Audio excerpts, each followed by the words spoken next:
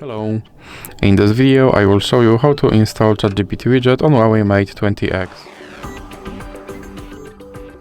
So you have to start by opening your Google Play Store, then click on search bar and type in Wally AI and click search and then click install.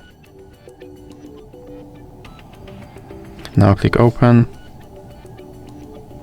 And here you can click this button to skip introduction and then click open permissions. Now you have to allow this app to draw over other apps and you can go back and then click start. And as you can see right here there is my ChatGPT widget and you can open him and you can tell him to do something.